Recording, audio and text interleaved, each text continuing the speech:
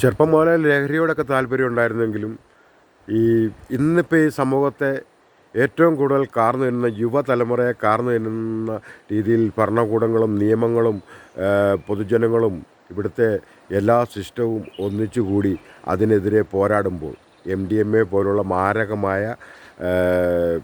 മയക്കുമരുന്നുകൾക്കെതിരെ പോരാടുമ്പോൾ ഈ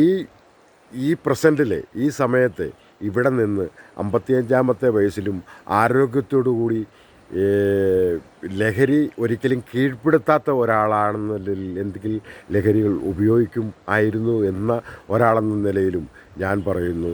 ഇന്ന് വരെ MDMA പോലുള്ള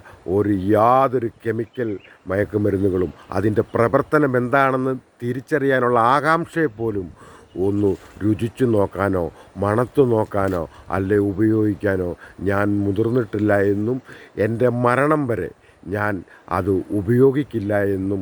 സ്വയം തീരുമാനമെടുത്ത ഒരാളെന്ന നിലയിൽ അഭിമാനത്തോടു കൂടി ഞാൻ പറയുന്നു.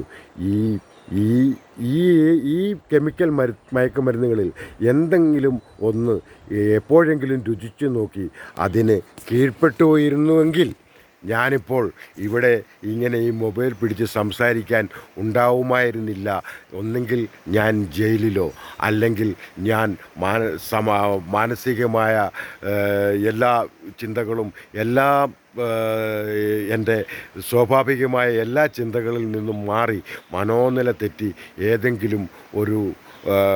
ഇരുട്ടറയിലോ അല്ലെങ്കിൽ ഞാൻ മരണത്തിനോ കീഴടങ്ങേണ്ടതായി വരുമായിരുന്നു എന്ന് പറയാൻ കാരണം, മെഡിക്കൽ ഫീൽഡിലുള്ള ഒരു സുഹൃത്തുമായി ഞാൻ സംസാരിച്ചപ്പോൾ MDMA എന്ന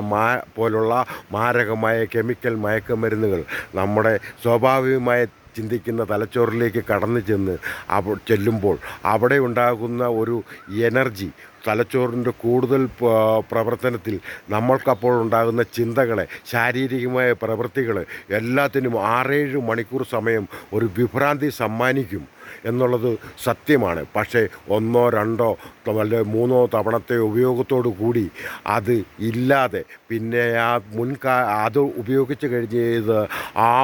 ഊർജ്ജത്തോടെ ചെയ്ത ഒരു പ്രവൃത്തിയും ചെയ്യാൻ ആവില്ല, പിന്നെ അതില്ലാതെ സാധിക്കില്ല എന്ന് പറയുമ്പോൾ നമ്മളെന്ന് പറയുന്ന വ്യക്തി അവിടെ മറ്റൊന്നിന് അടിമയായി ഇല്ലാതായി പോകുന്ന തിരിച്ചറിവ് കൊണ്ട് മാത്രമാണ് ഞാനിന്ന് വരെ അത് ഉപയോഗിക്കാറ്. എൻ്റെ ഉള്ളിൽ ഒരുപാട് കാര്യങ്ങളുണ്ട്. അതായത് ചിന്തയിലുണ്ടാകുന്ന പക, ഏറ്റവും കൂടുതൽ വയലൻസാണ് ഈ ചിന്തയിൽ ഇത് പ്രോത്സാഹിപ്പിക്കുന്നത് എന്നതുകൊണ്ട് നമ്മളൊരു അക്രമകാരിയായി മാറുകയും ചെയ്യുമായിരുന്നു. അല്ലാതെ നമ്മുടെ ജീവിതത്തിൽ നമ്മൾ കണ്ടെത്തുന്നതാണ് എനർജി, ഇത് ഉപയോഗിക്കില്ല എന്ന തീരുമാനം അത് ഉറച്ചതാണ്.